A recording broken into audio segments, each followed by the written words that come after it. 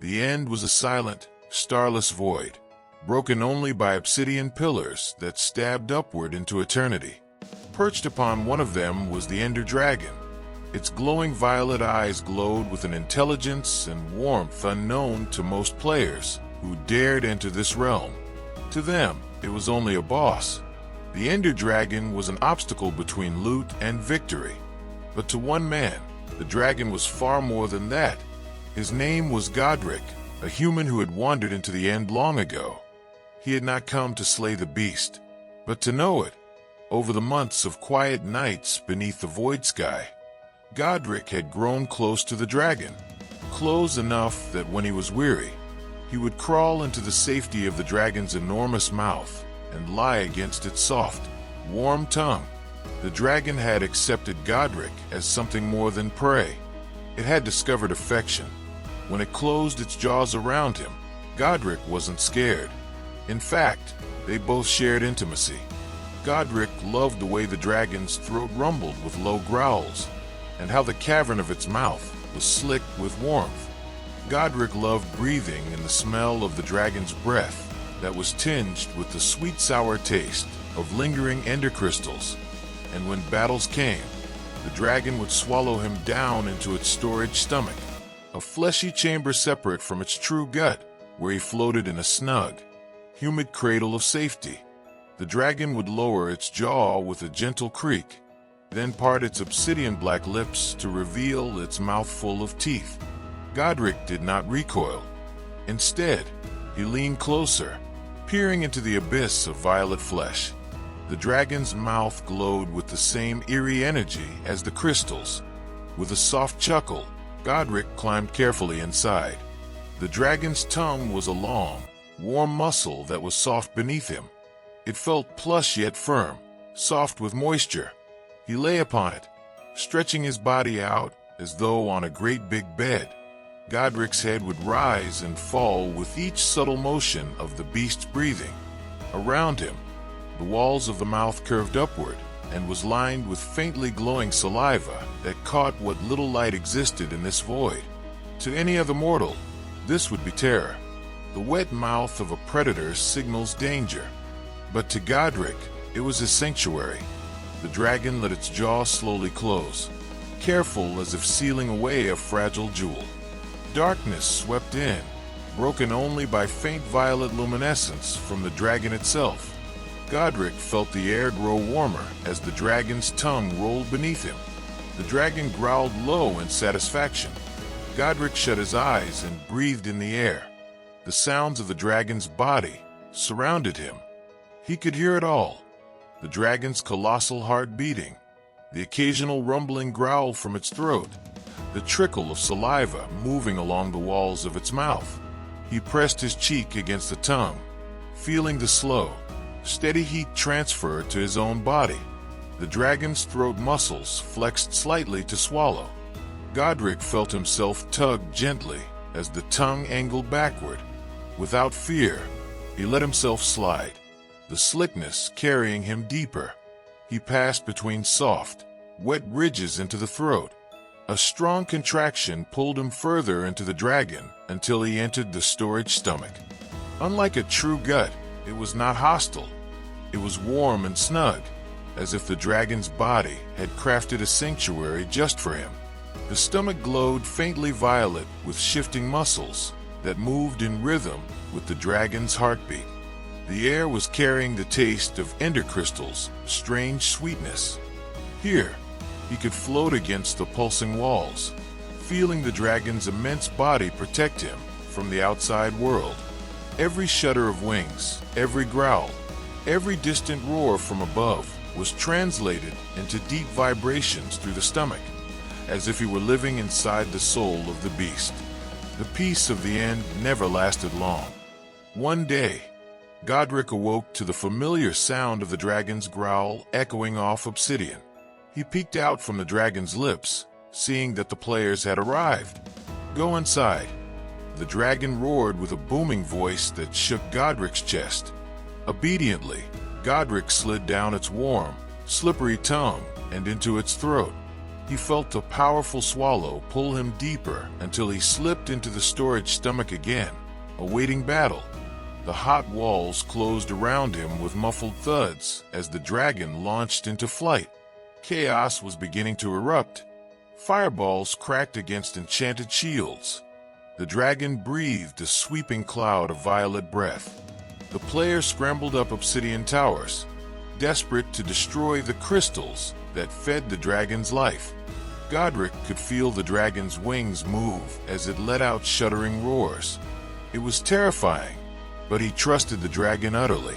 The void of the end shook with sudden chaos. Godric felt the tremors even deep inside the dragon's storage stomach. The snug walls were vibrating with the force. Above him, the obsidian towers were each topped with the pulsating glow of the ender crystals, which were the dragon's lifeline. The players had come prepared this time. Their armor was enchanted, and their swords were ready to pierce. From inside the dragon, Godric could hear the first shouts and the crackle of fireballs exploding against stone. The vibrations in the stomach grew more pronounced as the dragon flexed its massive wings to rise up. Godric pressed his hands against the warm stomach lining around him to feel the ripple of movement as the dragon adjusted its body midair. The storage stomach shifted in a way that was almost liquid. Its muscles were contracting to absorb shock while keeping him secure. The warmth was intensifying, but nothing Godric couldn't handle. The dragon dived first, tucking its wings close to its body. It was hurtling toward a lone player perched atop a tower. The player raised their sword and tried to leap aside, but the dragon was faster. It slammed into the obsidian with a ground-shaking impact, sending shards flying and the player tumbling into the void. Godric felt the shudder travel through the storage stomach as the dragon twisted midair. Godric was always impressed by the dragon's ability to control its tail lashing with such precision. High above, the first crystal fell. Its explosion sent a pulse of energy through the void and through the dragon's body. Godric gritted his teeth as the walls around him contracted, but the dragon's storage stomach protected Godric by holding him tight against the sudden shockwave. The taste of energy was oozing from the storage stomach. It was an acrid tang of ozone and crushed crystal.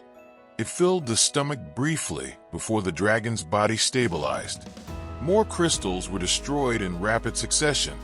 Fireballs were smashing into the ground and erupting into clouds of purple dragon breath. From inside, Godric could feel the faint prickle of magic seeping through the stomach walls, as if the dragon's body itself filtered the danger, keeping him safe yet aware of the peril outside. One player was particularly reckless and desperate. They shot an arrow that struck the dragon's chest. Godric felt the pulse of pain that traveled along the dragon's ribs.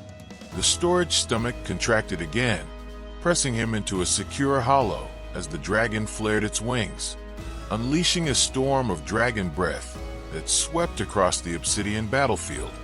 The purple haze of destruction was mesmerizing from inside. Godric could hear the players shouting and the hiss of burning obsidian. Finally, after what seemed like hours, the last of the players tried to flee. One by one, the adventurers fell. Some were cast into the void, while others were thrown aside by sheer force. Godric felt the walls of the stomach relax as the dragon rose to its perch once more, victorious. The dragon exhaled a low, satisfied rumble, and slowly regurgitated Godric back into the open air of its nest. Godric landed on the obsidian softly unharmed, and pressed a hand to the dragon's muzzle. "You were incredible," he said in awe with relief. The dragon lowered its head. "I protect what is mine. Always." Godric smiled and pressed his cheek against the warm, smooth scales. The end had grown quiet again, but only deceptively so. Godric nestled against the dragon's tongue, luxuriating in the warm embrace of its mouth.